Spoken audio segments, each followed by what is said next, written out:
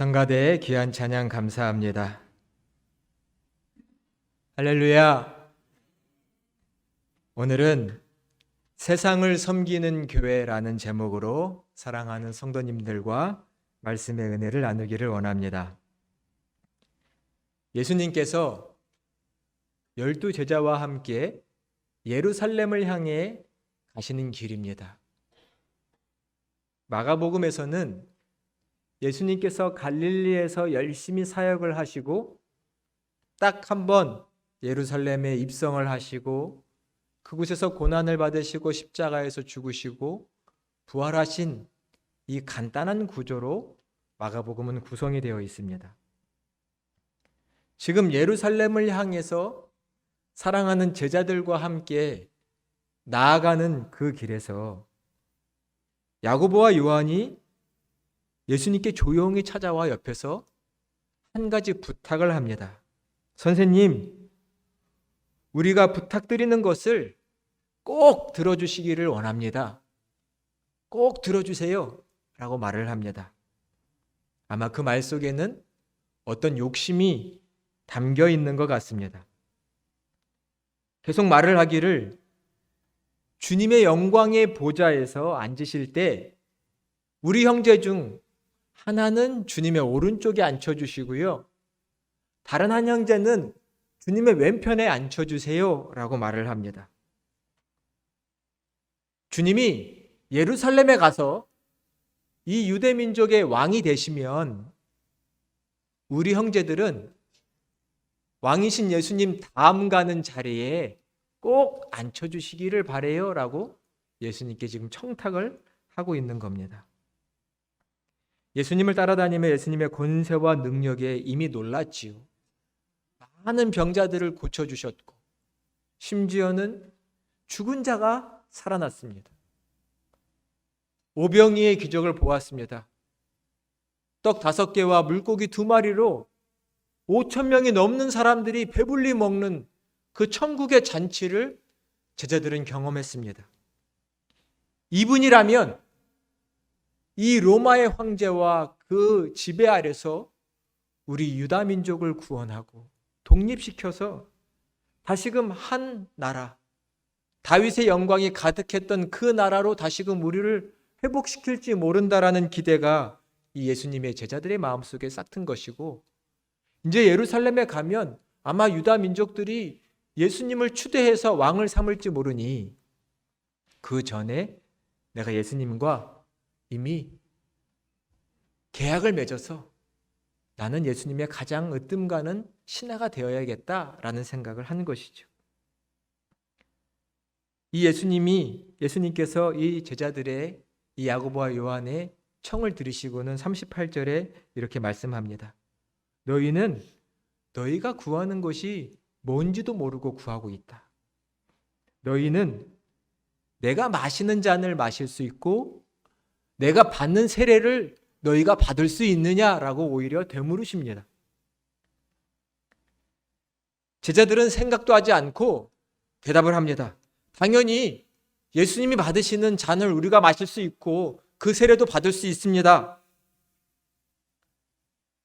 예수님이 받으시는 잔과 세례는 무슨 뜻이죠? 예수님이 받으시는 고난, 예수님이 지셔야 하는 십자가를 가리킵니다. 그러나 제자들은 그게 무슨 의미인지도 모르고 일단 내가 예수님의 좌편과 우편에 앉는 게 중요하니까 선뜻 대답을 먼저 하고 있는 것입니다.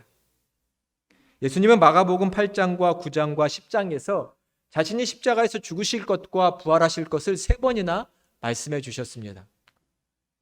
이미 오늘 본문이 10장인데 그 앞에 있는 8장과 9장에서도 이미 제자들에게는 내가 십자가에서 죽을 것이다. 그러나 죽기만 하지 않고 다시금 살아날 것이니 소망 가운데 거하라고 제자들에게 말씀해 주셨지만 제자들은 그 예수님의 십자가의 죽음의 말씀을 이해하지를 못합니다. 또 한편으로는 받아들이고 싶지가 않은 것 같습니다.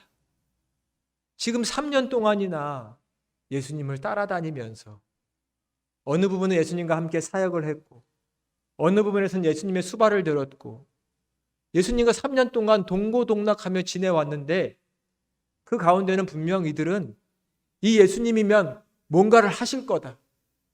우리 민족의 왕이 되실지도 모른다. 이런 생각 속에서 3년 동안 따라다녔는데 갑자기 지금 와서 십자가에 죽으신다니 그 말을 듣고 싶지 않고 거부하려고 한 것일지도 모릅니다. 마가복음 8장에 보면 그래서 베드로가 그랬죠. 내가 너희를 십자가에 죽을 것이다. 내가 저 권세자들에게 넘겨 십자가에 죽을 것이다 라고 말하자 베드로가 예수님 절대로 그런 일은 있어서는 안 됩니다. 만류했죠. 그때 예수님이 베드로를 매우 따끔하게 혼내십니다. 사탄아, 내 뒤로 물러가라. 너는 나를 넘어지게 하는 자로다. 너가 하나님의 일을 생각하지 않고 사람의 일만 생각한다 라고 호되게 야단을 치셨습니다. 제자들은 예수님이 가시는 그 길, 하나님의 뜻은 생각지 않고 자기들의 처지만을 생각하고 있는 것입니다. 이제 우리는 어떻게 되냐라는 것이죠. 그리고 저 예루살렘에 가면 나는 높은 보좌에 예수님 다음 가는 보좌에 앉고 싶기도 하다라는 것입니다. 한 자리 차지하고 싶은 마음이 이 제자들의 마음속에 있는 것이죠. 야고보와 요한은 또 다른 제자들은 주님이 가시는 그 십자가의 길을 아직도 이해하고 있지 못하고 있습니다. 야고보와 요한이 예수님께 부탁하는 그 말을 들은 다른 제자들이 41절에 보니까 화를 냅니다. 너희 두 사람 야고보 형제, 요한 형제 너희가 뭔데 먼저 선수를 치냐라는 거죠. 이 말 속에는 우리들도 예수님의 우편과 좌편에 앉는 것 관심이 있다는 겁니다.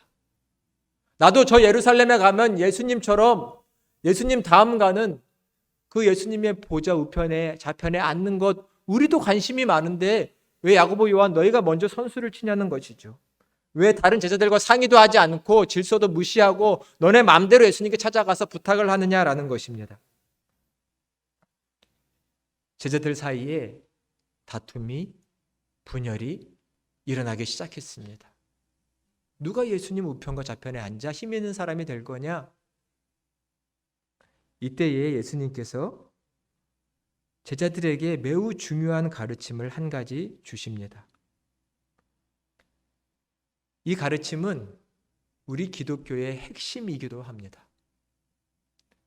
오늘 본문인 42절부터 44절까지를 저희가 함께 봉독을 해보도록 하겠습니다. 42절부터 44절의 말씀입니다. 예수께서 불러다가 이르시되 이방인의 집권자들이 그들을 임의로 주관하고 그 고관들이 그들에게 권세를 부리는 줄을 너희가 알거니와 너희 중에는 그렇지 않을지니 너희 중에 크고자 하는 자는 너희를 섬기는 자가 되고 너희 중에 누구든지 으뜸이 되고자 하는 자는 모든 사람의 종이 되어야 하리라. 아멘. 예수님의 말씀을 귀 기울여 들어보시기 바랍니다. 예수님이 서로 다투고 있는 제자들에게 말씀하십니다. 너희가 보고 있는 이 이방인, 로마인들의 주권자들이, 집권자들이 그들이 임의로 자기 마음대로 너희를 주관하고 너희를 다스리고 그들 높은 관직에 있는 사람들이 자기가 가지고 있는 힘으로 그 권세를 너희를 마음대로 부리고 있는 것을 그동안 보아오지 않았느냐? 그 밑에서 행복했느냐? 너희 중에는 그 높은 자리에 앉아서 권세를 부리는 자들이 높아 보이고 그들이 대단해 보이느냐? 그 자리가 부러우냐? 너희 중에는 그렇지 않을지니 너희 중에 누구든지 으뜸이 되고 크고자 하는 자는 더 낮은 자리에서 섬기는 자가, 종처럼 섬기는 자가 되어라 라고 말씀하고 계십니다. 나를 따르는 너희 중에는 그렇지 않으니 높은 자가 되고자 하는 자는 오히려 겸손히 자신을 낮추어 낮은 자가 되라고 말씀하십니다. 그 이유가 무엇일까요? 그것은 예수님께서 이 땅에 섬기러 오셨기 때문입니다. 오늘 본문의 45절은 성서학자들이 마가복음의 가장 주제가 되는 구절이라고 말합니다. 제가 봉독하겠습니다. 인자가 온 것은 섬김을 받으려 함이 아니라 도리어 섬기려 하고 자기 목숨을 많은 사람의 대속물로 주려 함이니라. 오늘 이 말씀을 꼭 마음에 새겨주시기를 바랍니다. 인자가 온 것은 섬김을 받으려고 온 것이 아니라 도리어 섬기려 하고 자기의 목숨을 대속물로 주려 함이니라. 하나님의 아들이신 예수께서 하늘 보좌를 버리고 이 땅에 오신 것은 이 땅 많은 사람들에게 내가 왕이다, 너희의 왕이다라고 섬김을 받으려고 오신 것이 아니라 가장 낮은 자리에서 섬기시려고 오셨다라고 말합니다. 그분이 이 땅에 오신 목적은 섬김입니다. 그 섬김의 절정은 무엇인가요? 내 목숨을, 자기의 목숨을 저 많은 백성들을 위해서 다 내어주시는 것입니다. 그들을 구원하고 그들을 살리기 위해서 십자가에서 자기 생명을 다 내주시기까지 섬기기를 원하셨던 것입니다. 아직도 혹 예수님이 누구신지를 모르는 분이 계십니까? 예수님은 이 땅에 하나님의 아들로 오셔서 우리의 죄값을 다 치러주시기 위해서 십자가에서 죽으신, 섬기신 구원자이신 줄로 믿습니다. 그분은 십자가에서 사망 권세를 이기고 부활하신 하나님이십니다. 그분을 믿고 따르는 자는 예수님처럼 이 세상의 권세자처럼 높은 자리에 올라가 그 권세를 부리고 많은 사람을 다스리고 자기의 힘대로 주관하는 것이 아니라 예수님처럼 겸손히 낮고 낮은 자리에 가서 종처럼 섬기는 자가 되기로 다짐한 자들이 예수 그리스도를 따르는 자들인 줄로 믿습니다. 특별히 우리는 이날 그러한 신앙의 결단을 하는 복된 날이 되었으면 좋겠습니다. 예수님의 제자들, 겉으로는 예수님을 졸졸졸 따라다니는 것 같지만 야고보와 요한은 그 속에 어떤 마음이 있었냐면 예수님을 등에 업고 한 자리 차지하고 싶은 마음이 있었습니다. 힘 있는 자가 되기를 원했고 그 힘을 누군가에게 과시하고 보여줄 수 있는 사람이 되고 싶은 마음이 이 제자들의 마음속 구석구석에 있었던 것입니다. 그것을 예수님께서는 훤히 보시고 말씀하시는 거죠. 너희도 나처럼 섬기는 자가 되어라. 오늘 우리 각자에게 주시는 생명의 말씀으로 받으시기를 간절히 축원합니다. 교회란 무엇인가요? 이런 예배당이 근사하게 있으면 교회인가요? 물론 교회는 모여서 예배하는 자리가 필요합니다. 하지만 교회란 예수 그리스도를 나의 구주로 고백하고 예수 그리스도를 본받기로 다짐하고 그렇게 예수님처럼 이 세상을 섬기기로 결단한 그런 결사체, 공동체인 줄로 믿습니다. 우리는 오직 예수 그리스도만 따르기로 다짐하고 서로 예수 그리스도만 따르자고 격려하고 그 길을 가자고 서로를 권면하는 그런 공동체입니다. 설교란 예수님이 누구신지를 말하는 것이고 예수님이 우리에게 가르쳐 주신 그 귀한 길을 여러분에게 말씀드리는 것이고 교회에서 이루어지는 여러 교육이란 결국은 예수님 본받아 예수님처럼 살자고 말하는 교육입니다. 이 공동체의 교제는 서로 어떻게 하면 예수님처럼 살 수 있을까를 고민하고 내 삶 가운데서 예수님의 향기를 어떻게 발할 수 있을까를 서로 나누고 서로가 그러한 삶을 살 수 있도록 밀어주고 땡겨주고 격려하는 그런 공동체인 것입니다. 우리 평강교회는 오직 예수 그리스도를 본받아 섬기기로 다짐한 그런 귀한 공동체가 되시기를 예수님의 이름으로 축원합니다. 교회는 새 시대를 맞이했습니다. 아쉽게도 이 새 시대란 부정적인 의미로는 세상이 이 교회를 이제는 잘 신뢰하지 않습니다. 예전은 교회 하면 목사님 하면 장로님, 권사님, 집사님 하면 그래도 좋은 분들 인품이 훌륭하고 믿을 수 있는 분들이라고 생각해 줬는데, 물론 여전히 마찬가지지만 이제는 아쉽게도 세상이 그렇게 보지 않습니다. 교회가 세상에서 신뢰를 잃어버렸고, 심지어는 손가락질을 받고 지탄을 받는 처지에 놓였습니다. 교회가 빛과 소금의 역할을 감당하지 못하자 세상은 교회가 꼭 필요한 곳, 이 세상에 꼭 필요한 것이라고 생각한다기보다는 오히려 세상에 피해를 입혔고 우리의 눈살을 찌푸리게 하는 곳이 되었다라고 말합니다. 안타까운 시대를 살고 있는 것이 지금의 교회죠. 물론 교회의 본질, 각 성도들의 모습은 그렇지 않을 줄로 믿습니다. 하지만 이 교회는 새로워질 필요가 있는 것이죠. 우리 과거의 교회 어떤 교회였나요? 이 나라, 이 민족이 계몽되지 못했을 때 학교를 세우고 대학을 세운 게 교회였습니다. 일제 치하에서 이 민족이 고통받고 억압받을 때에 독립과 해방을 위해서 노력하고 생명을 바치는 것이 교회였습니다. 이 땅에 근대식 병원이 없었을 때요, 병원을 세우고 사람들에게 무상으로 치료해주고 그들을 생명을 살려준 것이 교회였습니다.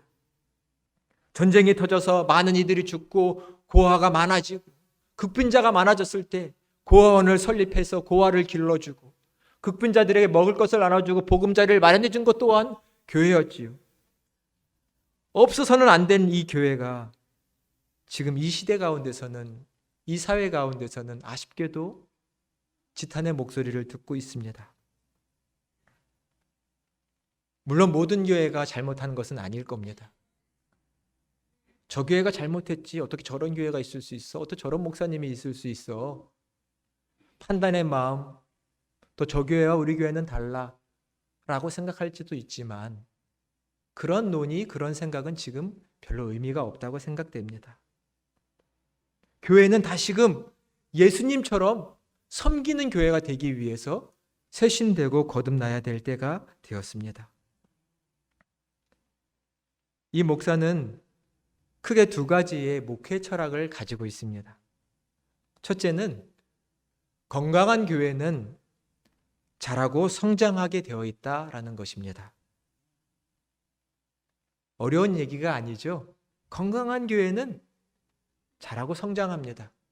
건강한 어린아이가 쑥쑥 잘 먹고 크는 것처럼, 하지만 반대로 병약하고 약한 아이가 잘 자라지 못하는 것처럼, 건강한 교회는 하나님 보시기에 말씀과 기도의 반석에 세워진 건강한 교회는 자라고 성장할 줄로 믿습니다. 이것은 당연한 것입니다. 이 기본 원칙이 중요합니다. 나중에 제가 재직 수련회 같은 곳에서 이 목회 철학에 대해서 조금 더 자세히 여러분과 비전을 나누도록 하겠습니다. 두 번째, 제가 가지고 있는 목회 철학은 교회는 이 땅에 하나님의 나라를 세우기 위해서 이웃과 세상을 섬기는 교회여야 된다는 것입니다. 교회는 어디에 하나님의 나라를 세워요? 이 땅에 하나님의 나라를 세우기 위해서 이웃과 세상을 섬겨야 합니다. 교인들의 목표는 예수 믿고 천당만 가는 것이 되어서는 안 되죠. 물론 우리는 예수 믿고 구원받아 하나님 나라에 가게 돼 있습니다. 하지만 우리는 저 천국만을 소망하는 것이 아니라 이 땅에서도 하나님의 주권이 이루어지는, 하나님의 영광이 가득한 그 하나님의 나라, 그 하나님의 교회가 되기 위해서 우리는 헌신해야 합니다. 예수님은 이 땅에 오셔서 첫 선포의 메시지가 무엇나요? 하나님의 나라가 가까이 왔다. 나와 함께 저 하늘나라 가자라는 게 아니라 하나님의 나라가 지금 여기에, 이 자리에 가까이 왔다라고 말씀하셨습니다. 누구를 통해서요? 하나님의 아들인, 하나님의 구원자인 나를 통해 지금 이 땅에, 이 자리에 하나님의 나라가 가까이 왔다라고 말씀하신 것입니다. 그 하나님의, 예수님을 믿는 자들은 이 땅에 하나님의 나라, 하나님의 주권이 이루어지는 그 나라를 이루기 위해서 헌신하고 섬겨야 될 줄로 믿습니다. 이웃과 세상을 섬기는 것은 어찌해야 할까요? 조금 쉽게 말씀을 드려보면 이 한 가지의 질문을 우리의 마음에 새겨놓고 살아야 합니다. 지금 이 시대에, 이 사회에 필요한 것이 무엇일까? 내가 살아가는 지금 이 시대의 필요는 무엇인가? 내가 살고 있는, 우리 교회가 있는 이 지역 사회의 필요는 무엇인가? 이 한 가지의 질문에 곰곰이 생각해보고 우리는 응답을 하는 것입니다. 우리는 내 필요에 관심이 많죠. 내 가정의 필요에 관심이 많습니다. 조금 더 좋게 생각해보면 우리 교회의 필요에 관심이 많습니다.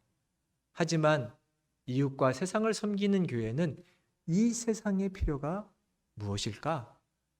그걸 생각해 봐야 합니다. 우리 군자동의 필요는 무엇일까? 그것을 위해 우리 교회는 무엇을 할 수 있을까? 이것을 생각해 보는 것입니다. 교회가 나가야 할 방향, 교회가 가져야 할 비전, 이런 것들은 우리가 몸담고 있는 이 지역사회의 필요가 무엇일까? 더 넓게는 지금 이 시대를 살아가는 인류의 필요는 무엇일까에 대해서 우리는 깊이 생각하고 그것에 응답하는 것입니다. 단기적인 사역을 하는 것이 아니라 지속 가능한 사역, 멀리까지 영향을 미칠 수 있는 그 사역을 지금부터 천천히 하나씩 해가면 되는 것입니다. 인류의 역사는 지금 요동치고 있다는 것을 느끼고 계시나요? 3년, 4년 동안 우리 코로나 겪으면서 얼마나 많이 충격받았고 힘들었고 어려웠습니까? 바이러스 하나가 창궐하자 온 인류가 스톱되었고 많은 사람들이 아프고 죽었습니다. 만날 수 없었고 교회는 예배를 닫아야 했습니다. 3년 동안 이 세상은 너무나 시끄럽고 요동쳤지요. 바이러스 하나 때문에도. 여러분, 요즘 기후위기라는 말을 모르시는 분들은 없을 겁니다. 기후가 바뀌는 것은 큰 재앙이 됩니다. 세상은 지금 기후위기 속에 생존의 위기를 맞이하고 있죠. 어떤 경우든 이 세상은, 인류는 공경에 처할 수 있습니다. 공경을 우리는 보고 있습니다. 섬긴다라는 것은 이 공경에 처한 인류, 공경에 처한 사람들에게 결정적인 도움을 주는 것입니다. 줘도 그만, 받아도 그만, 그런 도움이 아니라 결정적인 도움을 줄 수 있어야 그것이 섬김이 됩니다. 누가복음 10장에 보면 우리가 잘 알고 있는 선한 사마리아인의 비유가 있지요. 한 사람이 길을 가다가 강도를 만났습니다. 강도가 그 사람의 것을 다 빼앗으려고 막 때리고 폭력을 가해서 그 사람이 거반 죽게 되었습니다. 길에 쓰러져서 움직이지도 못하고 누워 있습니다.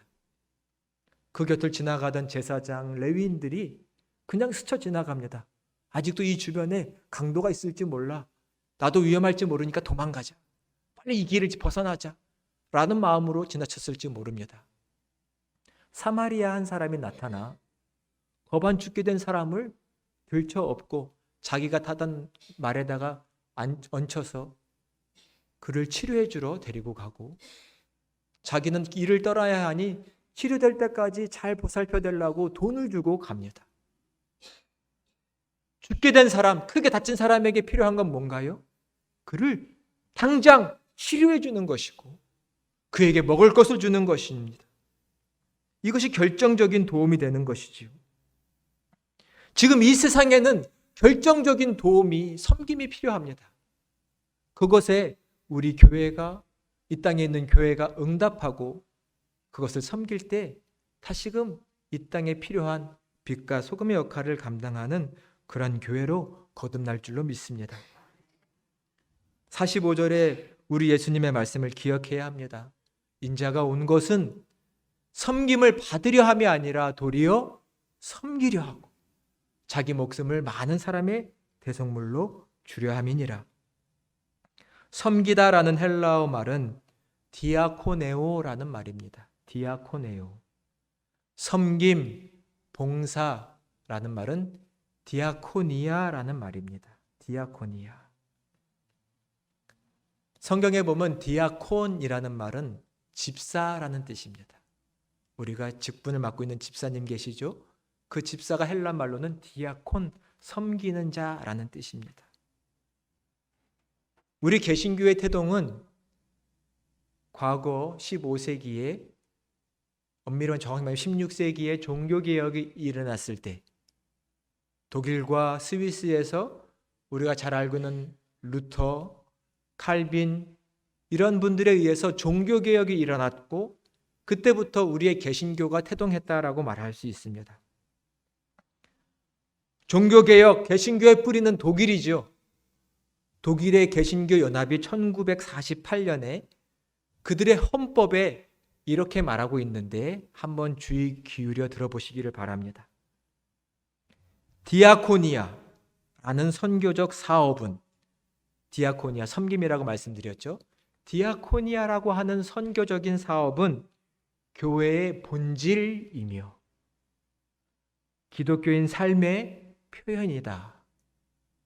디아코니아 봉사는 교회가 하는 여러 사역 중에 한 부분이 아니라 디아코니아, 세상을 섬기는 이 선교적 사업은 교회의 본질이고 기독교인의 삶의 표현이라고 말했습니다. 그만큼 세상과 이웃을 섬기는 교회의 봉사와 섬김은 교회에서 매우 중요하다고 말할 수 있습니다.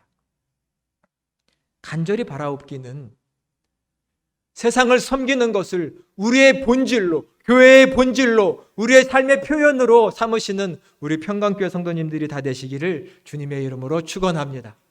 세상을 섬기기로 우리는 다시금 다짐해야 합니다. 나는 세상을 섬기기로 왔다. 예수님의 말씀이 곧 나의 정체성이 되어야 됩니다. 나는 이 세상을 섬기기 위해 있다. 우리 그리스도인들은 이 세상의 필요를 섬기기 위해 있다. 그러면 내 삶은 알아서 사라집니다. 너희는 먼저 그의 나라와 그의 의를 구하라. 그리하면 이 모든 것을 너희에게 더하시리라. 우리가 하나님의 나라와 그의 의를 구한다면 하나님이 우리의 삶을 책임져 주실 줄로 믿습니다. 우리는 이 믿음을 가지고 살아가야 되는 것입니다. 세상의 필요를 섬기기 위해 내 삶을 드릴 때 하나님이 내 삶을 알아서 살 수 있도록 붙잡아 주시는 것입니다. 이것이 우리가 가져야 할 믿음인 것이죠. 오직 하나님의 나라를 위해서, 그 뜻을 위해서 내 삶을 헌신할 때 하나님은 내 삶에 필요한 은혜를 구석구석 채워주시는 것입니다. 이러한 삶을 살아야 기독교인은 행복합니다.